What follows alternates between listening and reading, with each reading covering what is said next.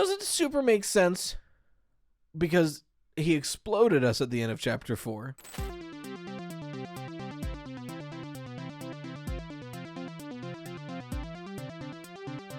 Ladies, gentlemen, and those with the good sense to do away with the whole notion, I welcome you to the premier audio medium for all your Fazbear entertainment needs, the Freddy Fazbear Pizza Podcast.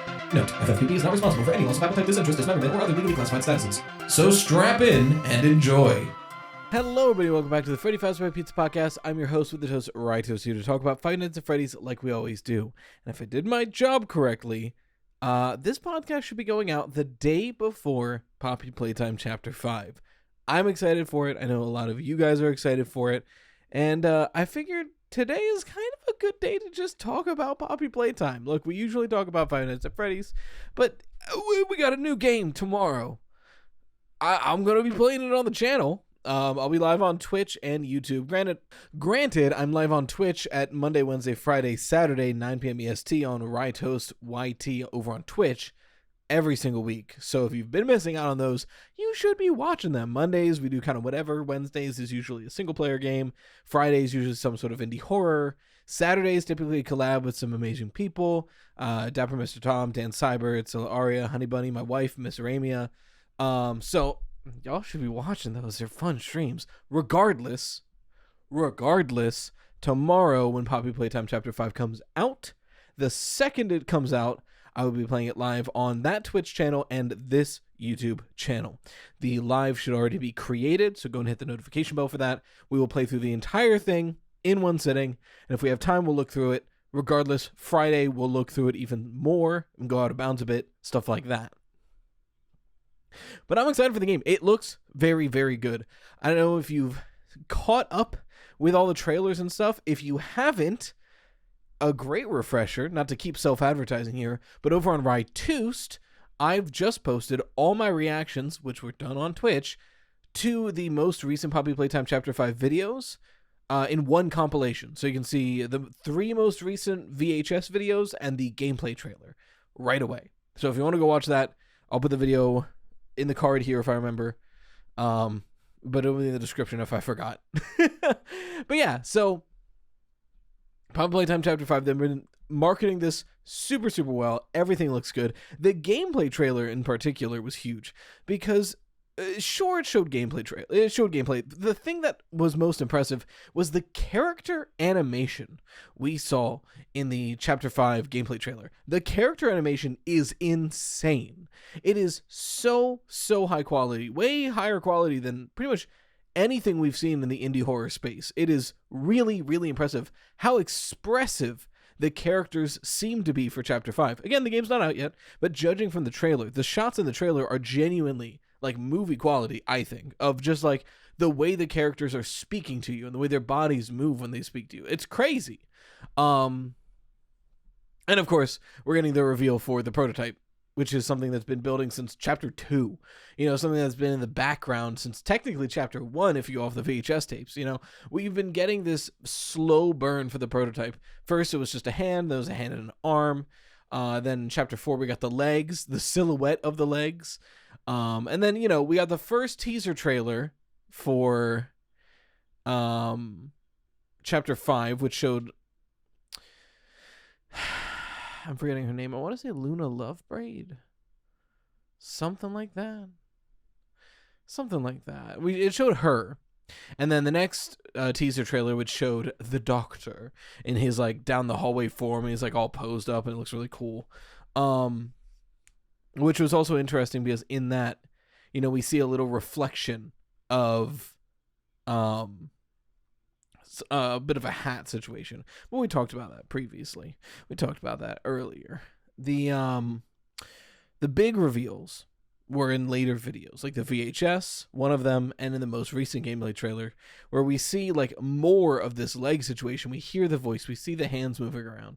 I think it is most likely that it's going to be this big spider, jester-like body, creepy arms. That seems to be the vibe. I can't wait to see it. It sounds like it's going to be a sick design. The voice alone has always sold the prototype for me. But I'm so excited to finally see this design in game. I'm going to be avoiding Twitter pretty much all day Wednesday until the game comes out in case there's a leak. And this has been your warning. Either play the game when it comes out or watch somebody play it like me when it comes out, because I don't have to name them and I don't want to name names, but there will be certain channels that will be showing the prototype's face in thumbnails frame 1. Like if the game launches at 12:01, there will be thumbnails with the prototype's face in it. So if you want to experience it in game as intended, either stay off the internet until you play the game or watch somebody play it live, because it will be spoiled pretty much instantaneously once the game comes out. So be prepared for that. That all to say, God, I am excited for this game. It is something I've been looking forward to for a long time. I am a big fan of Poppy Playtime. I used to be like a moderate to big fan. Like, it was like I like Poppy Playtime. It's pretty fun. But honestly, Lemon Percent, the speedrun category I do for Chapter 4, doing that has made me really, really appreciate the controls and the gameplay of the game and just have fun with it in general. For those of you who don't know, I did a few videos on the channel, and I've done a few streams recently on the Twitch. But Lemon Percent, essentially, there's this lemon Easter egg where it's a lemon, right? A lemon that has 2 button eyes and a little drawn smile. And that lemon has been an Easter egg in every chapter. But in Chapter 4, not only can you grab it, but it's in the beginning. It's like in the first prison, like one of the first prison cells you go in. It's in the background. You can grab it. And when you grab it, it goes, Lemon. And when you drop it, it goes, Lemon. And, just does cute stuff like that. They did 2 key things here. Not only can you pick it up and carry it, but if you ever die while you had it, it will spawn behind you in the checkpoint and retain with you. Because of that, theoretically, if you can find a way to beat the game while always having one hand free, you can beat the entire game and bring Lemon to the very end. So very quickly after the chapter came out, me and a couple friends started running Lemon Percent, where it was, how fast can you take this lemon to the end of the game? And it wasn't an official category. Recently, it's been made an official category. There's Poppy Playtime Chapter 4 category extensions, and that's kind of where like the fun, silly side objectives are. And in there's carry Lemon Percent. And the nice thing about this is that it starts when you pick up Lemon, and you pick your ending, and we go to defeated Doughy. So now you don't have to play the first 6 minutes, and you don't have to sit through the 5-minute cutscene at the end. It kind of trims the answer, which is nice. But in running that and in playing that so often, my fondness for the game has shot up because I found a way to have fun with it, right? That being said, I am very excited to see where the lore of this goes too. Because the weird thing, right? The weird thing about Poppy Playtime's lore is we have a lot more information than we do with, say, FNAF, right? We have a lot of information on the table about Elliot Ludwig, Leith Pierre, Harley Sawyer, all these characters, these names, Rich to an extent, but we don't know who our major players are, right? Poppy seems to be Poppy, Poppy, I guess Poppy Ludwig, whatever Elliot Ludwig's daughter was named, seems likely that's her. The prototype is a big question mark, which we'll get to. But there's a lot of characters still in play that we really don't know the names of. We don't know who our player character is. Now, they might be someone we don't know of. A lot of people think they're Rich, which I think is fair. Rich is a character we hear about in pretty much every chapter. And it's this guy who's like got a heart of gold, but has some anger issues and wants to do right by the children and is slowly learning out what's happening here.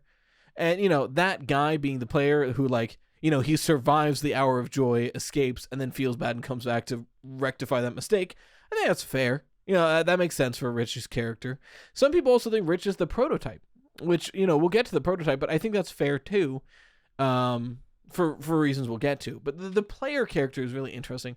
I would be surprised if it's a character we've never heard of. It's possible. It's very possible.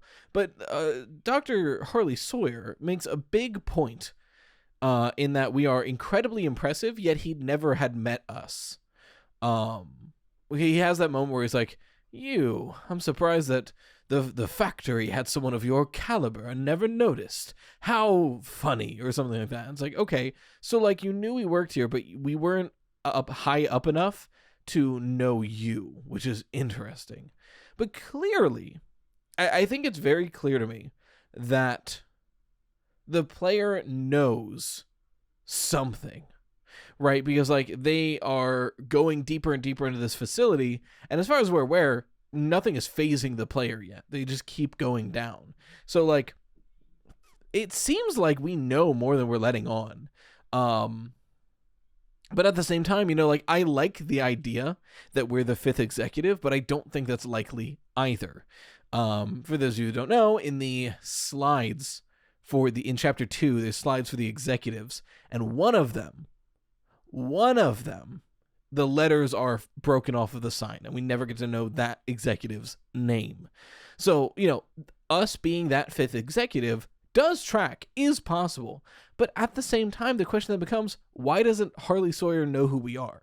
And if we were an executive, surely that is the factory recognizing they had someone of a high caliber because we were an executive. But to be fair, you know, I'm fairly certain that in the play care, everyone had those offices.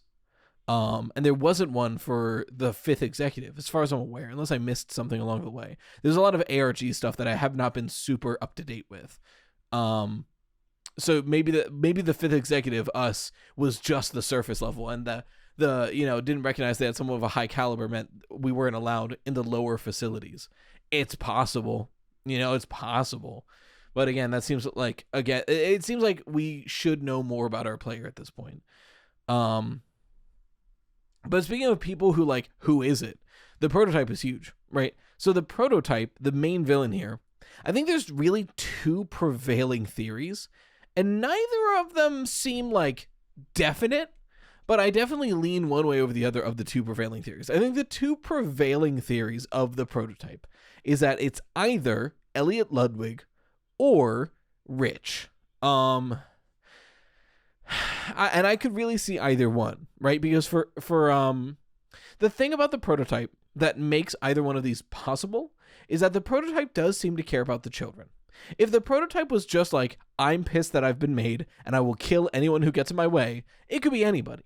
But there's one story that always stands out to me, and that's when Theodore Gramble, the boy who was turned into Catnap, he speaks to the prototype quite often, you know, and the prototype speaks to him back. You know, he's sneaking through the facility and talking to him, and eventually the prototype convinces Theo to help him escape by stealing a grab pack and opening an electric lock door.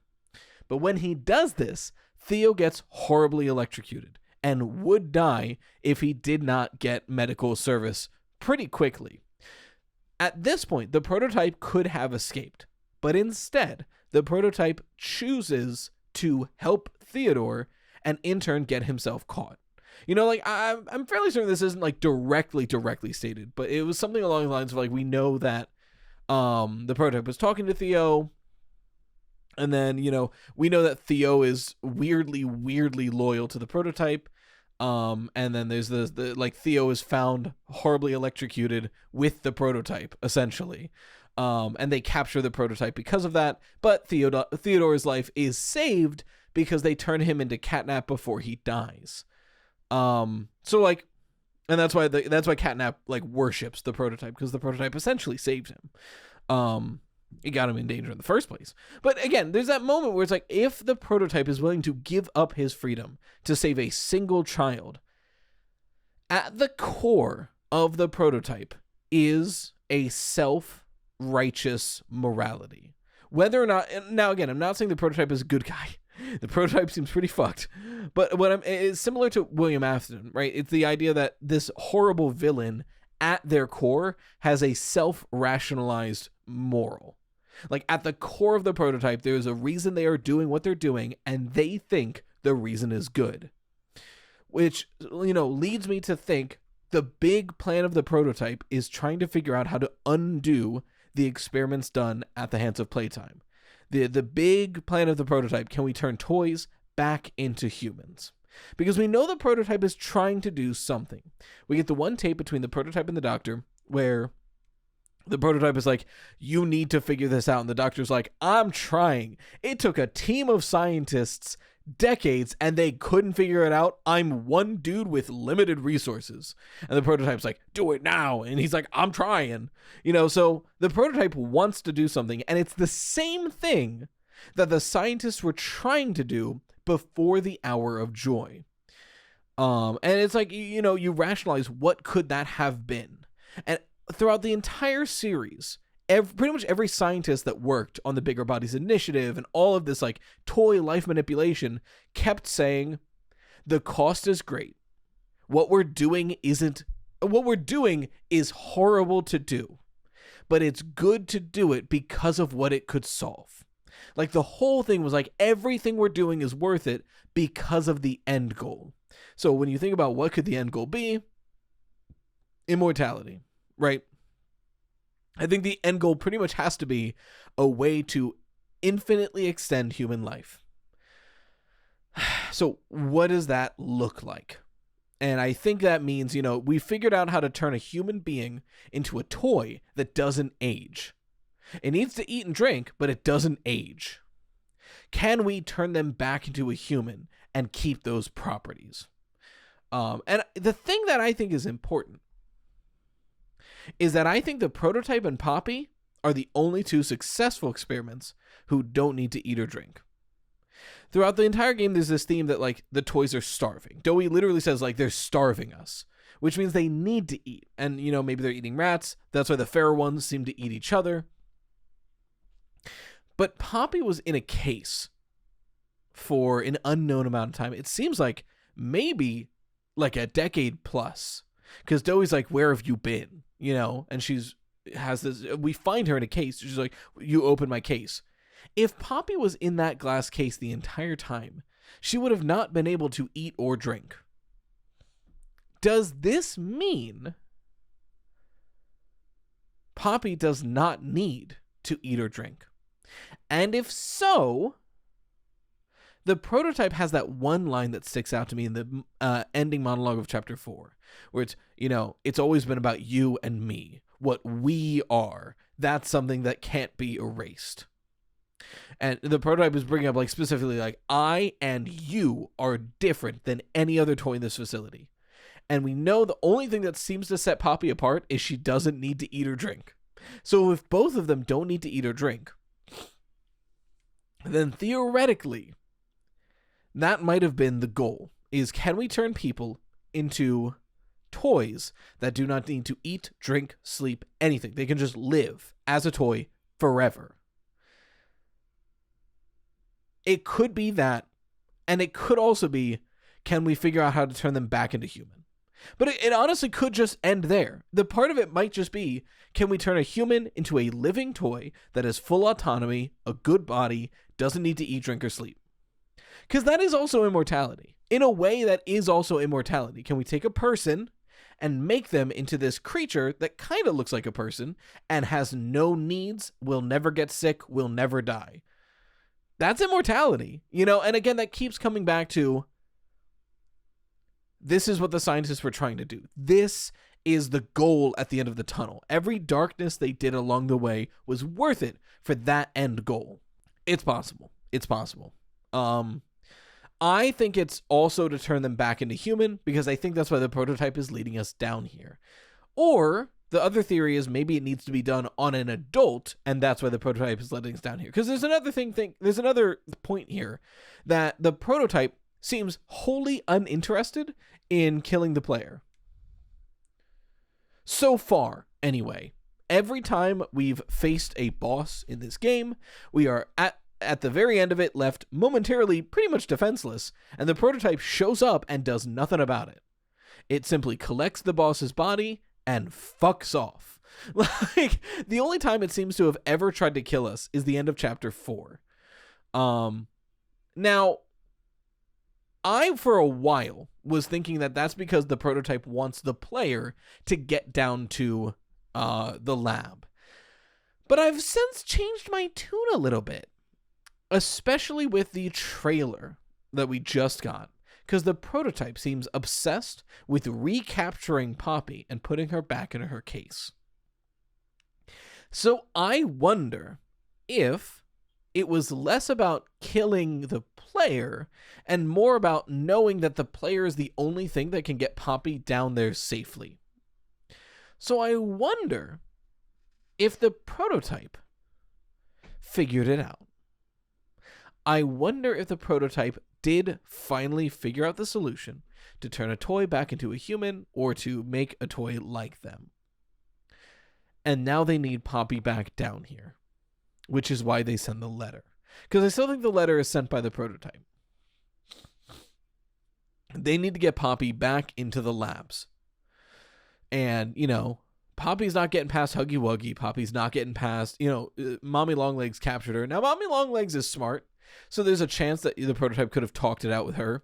But, like, the several toys along the way, Catnap. Catnap would do anything the prototype wants. I don't know. It's interesting. It's interesting. I'm not sure. The prototype is letting us get down here for some reason. So either it's because they're interested in us or they think we are necessary to get Poppy down there safely. I'm not sure. But it's one of those two. Sorry, I keep standing on my office chair with one foot and I fall every now and then. Before I forget, we had this whole conversation about the prototype. The reason being, who is the prototype, right? Like, who is the person who was turned into the prototype? There's two main theories, Elliot Ludwig and Rich. And I went on that whole tangent, one, because I want to talk about it, but two, because the prototype is a nuanced character. It's not just an evil bastard. At its core, it thinks it's doing the right thing. So, and at its core, it seems to care about the children. So that's why Rich and Elliot Ludwig are kind of the two main thoughts. Elliot Ludwig being like a guy who had a noble mission and a noble cause, and then his daughter passes and he becomes obsessed with extending life to immortality. And then, the rat experiments that he was doing start to kind of work, but not all the way. And everyone at the company is like, well, let's use the kids as play care. And he's like, no, I don't want to do that. No, I don't want to do that. No, I don't want to do that. And then he mysteriously dies and they immediately start doing that. Well, if the prototype was something that they turned him into, suddenly there's no longer an obstacle. Suddenly they can turn him into the prototype, he's out of the way, and they can start using the children at the play care. But there's a couple things that don't super line up for that. One, the timeline is a little fucky. Because the prototype, I believe, is experiment 1006. But we don't know how many... let me double check if there's, what the prototype number, the experiment numbers are. Is experiment 1006. And then, can I pull up, just a list of experiment numbers? Yeah, here we go. We have one listed experiment. Okay, no, it is possible. We have exactly one listed experiment before 1006, and it's experiment 814, which was a rat. So there's a chance that he's the first bigger body. So that is possible. As far as I'm aware, unless I'm missing something, that it was, I don't want to use the children. I don't want to use the children. I don't want to use the children. Okay, we're going to turn you into the prototype. The prototype being the first literally being called the prototype. He was the first trial, the thing to see if it's even possible.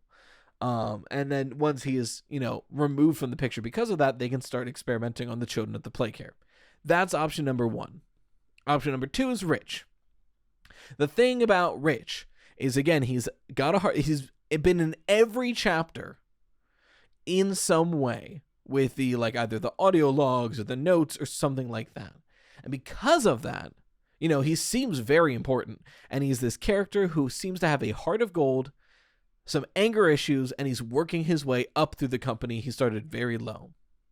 I think it makes more sense for him to be the player, but theoretically he could be the prototype too, because of the prototype's characterization. Someone who, at their very core thinks they're doing the right thing, but is known to have anger issues. And the prototype is very aggressive, so there's that possibility too. I think the one thing that holds me back from the prototype being Elliot Ludwig is either Poppy doesn't know somehow, and the prototype has lied to her the whole time, or Poppy refuses to recognize Elliot Ludwig as recognize the prototype as Elliot Ludwig. Because there's the audio we get in the end of chapter 4 where Poppy's talking to the prototype. And, they have the conversation, and then she stops and she goes, I miss you, Dad, or whatever. So, if she was just talking to the prototype and then stops and then says, I miss you, Dad, that seems like two separate people to me. I was talking to the prototype and I miss my father, another person. I mean, that's something I didn't even think to bring up yet. It totally left my mind. Poppy and the prototype had some sort of speaking relationship at least before the Hour of Joy. Maybe not long after. We don't know the exact details there, but they were talking at some point. So we know that the prototype keeps saying you need to come home, you belong here, we are the same. So whatever Poppy's up to, she knew what the prototype was doing in some fashion. Once again, Poppy is the true villain. I cannot trust her and take her. Oh, and I cannot take her anywhere.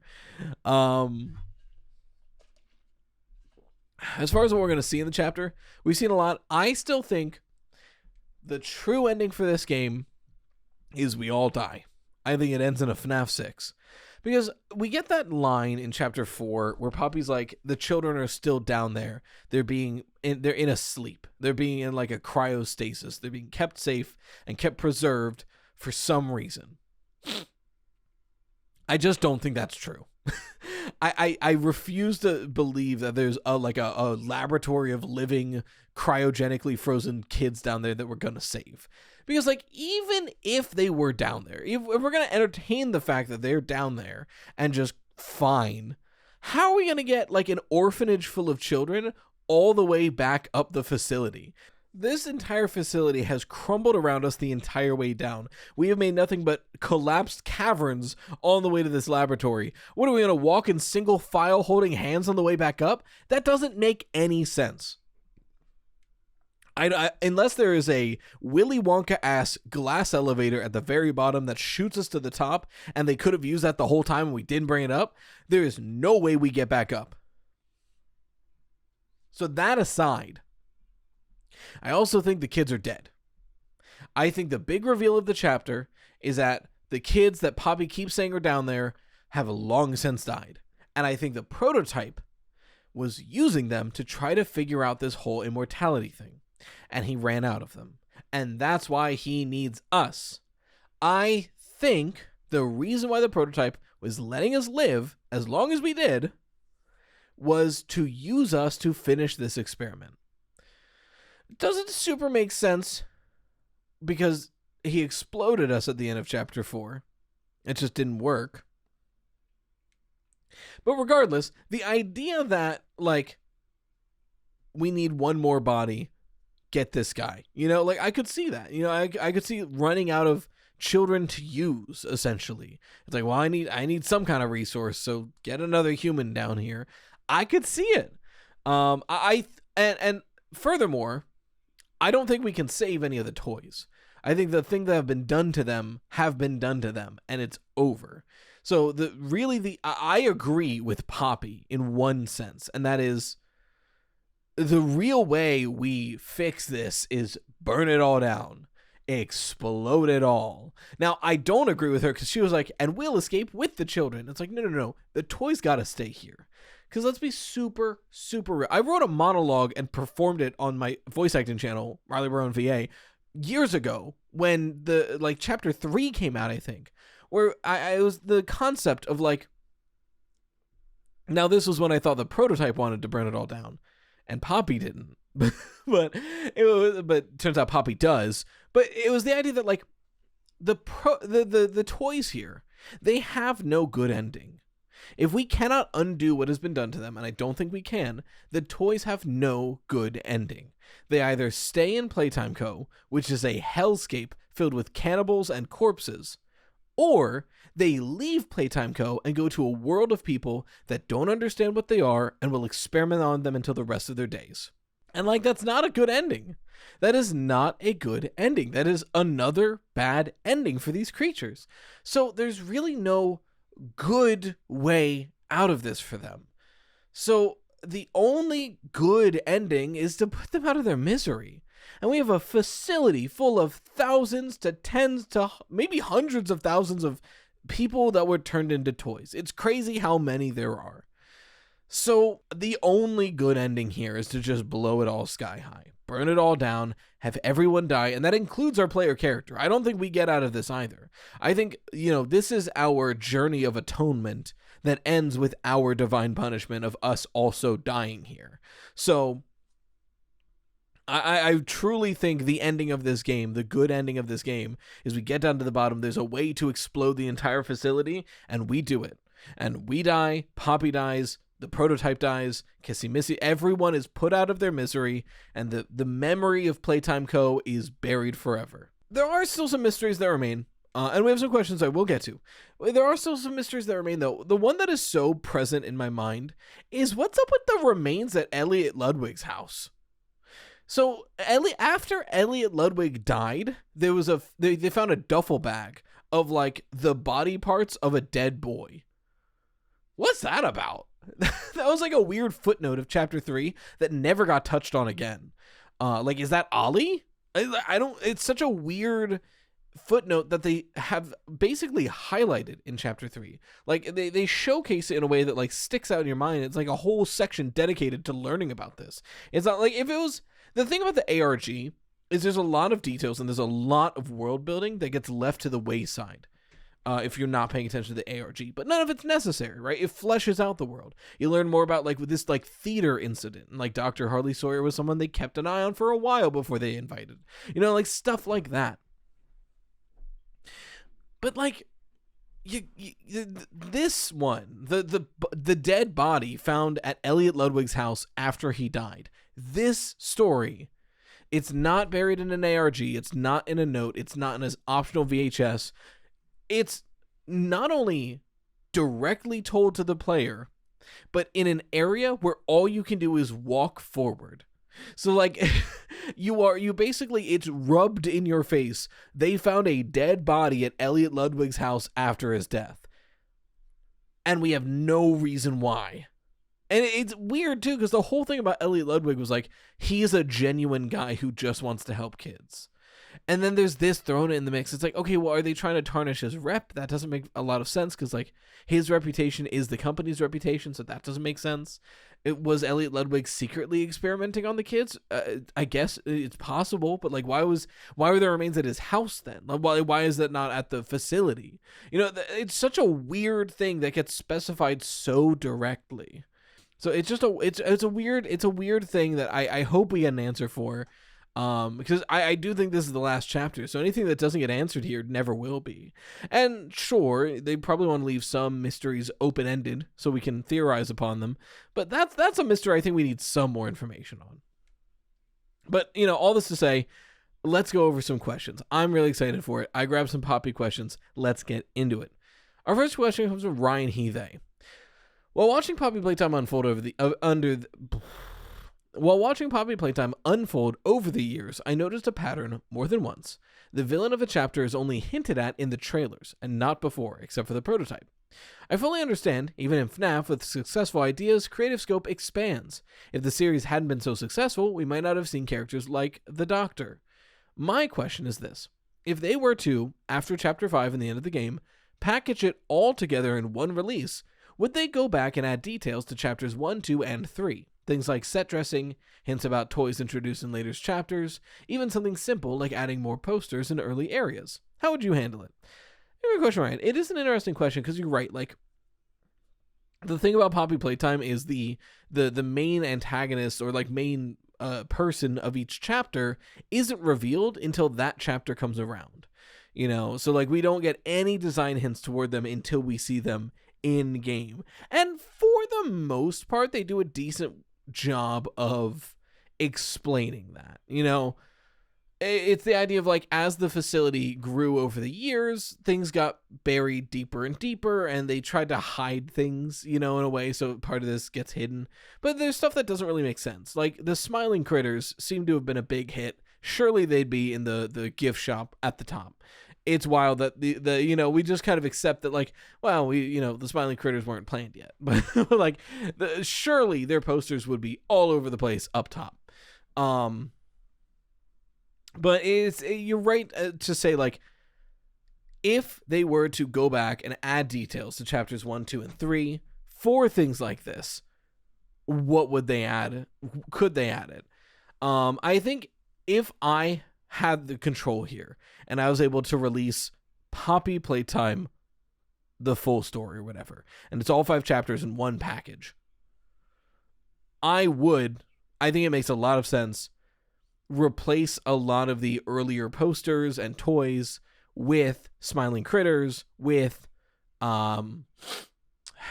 maybe a Doughy somewhere along the way, Mommy Longlegs, something like that. Those really big name characters should have showed up earlier, right? And I think really you could get away with just doing it in chapters 1 and 2, because chapter 3 is more play care than it is like advertising. So there's really no need to show like chapter 4 characters in chapter 3, because realistically the only chapter 4 character introduced that we don't see until chapter 4 is Yarnaby and Doughy, realistically, because it's just the Smiling Critters again. Oh, and then the Nightmare Critters, and like the play care is more an orphanage than a place to advertise, so it would really just be in that opening lobby. And I think the opening lobby makes sense to just have the Smiling Critters because they're so thematic with the orphanage.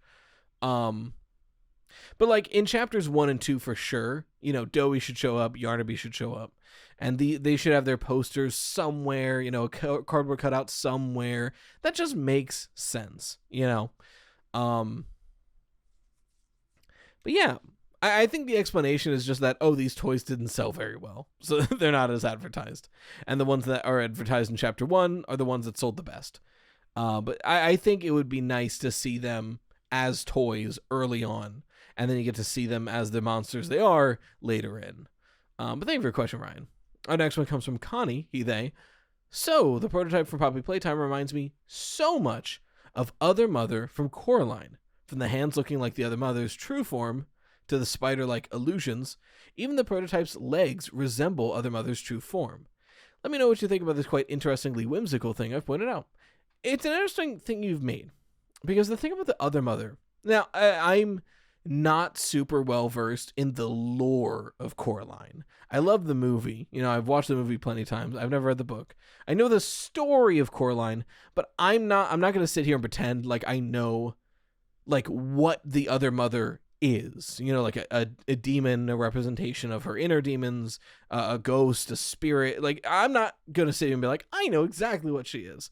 But just thinking about what the Other Mother does in the plot of Coraline, it's this creature that creates an entire world that replicates the real world, but just what it knows and just what it needs to replicate to make Coraline agree to her terms. And it's interesting that she is, after Coraline, a small girl, right?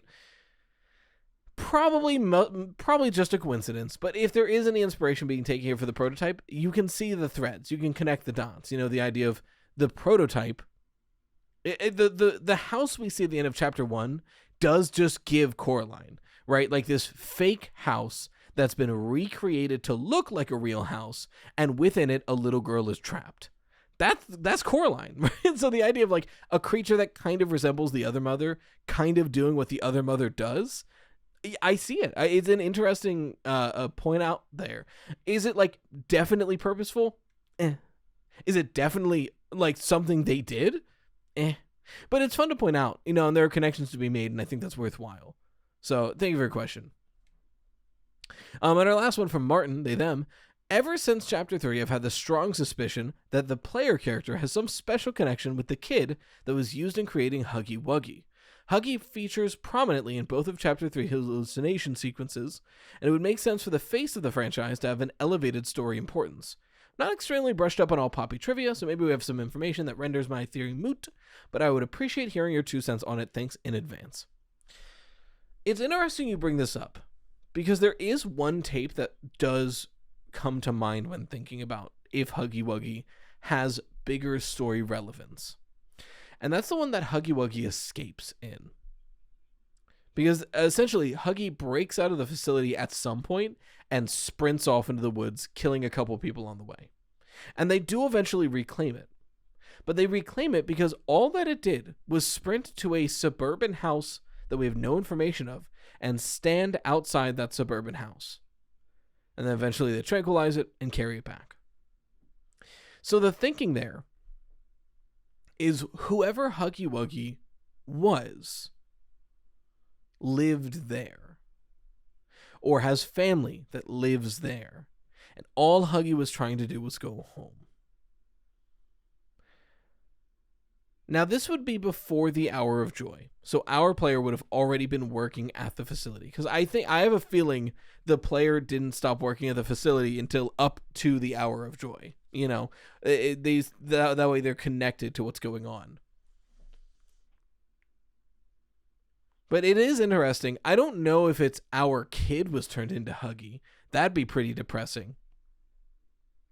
Do we have any information on who gets turned into Huggy Wuggy? Actually, let me check the wiki, because we have a lot of information. He's, God, what is he? That's Boxy Boo, Pianosaurus, Yarnaby. There you are. Hi, Huggy. Yeah, we don't know the name of the kid. We know that they were created as a toy in 1984, and then as an experiment sometime in 1990. But yeah, we don't seem to know who was turned into Huggy Wuggy. Huggy Wuggy was created in Playtime Codes in 1984 as a result of Elliot Ludwig wanting to create a toy that could hug you forever. Quickly became the best-selling toy. 1990 started the Bigger Bodies Initiative, conducting numerous unethical and highly illegal experiments, one such example being Huggy Wuggy. It seems that shortly after the procedure, Huggy was temporarily placed in containment with another experiment, likely Kissy Missy, as a way to ensure he was emotionally stable. Upon being assigned a specific role, his purpose was to function as the factory's security. He would be deemed by the scientists as the optimal outcome due to his intelligence and obedience, but his success would later be rivaled by that of Catnap.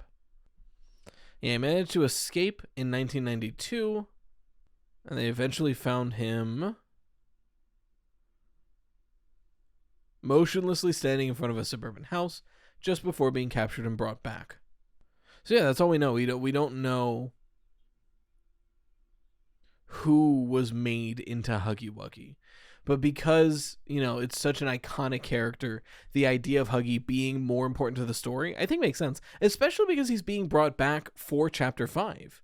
Right? He seems to be our first obstacle in Chapter 5. So if we're going to really take him down, maybe we'll learn more about who he was. Does he have a relationship to the player? Could be cool, but I don't think that's necessarily true, and I don't see like an easy way to explain that. But we would just need more information because we don't know who was turned into Huggy Wuggy. We just know that he was optimal because he was kind of stupid, but intelligent enough to take directions and very obedient. And that's kind of what they wanted for the Bigger Bodies Initiative in general.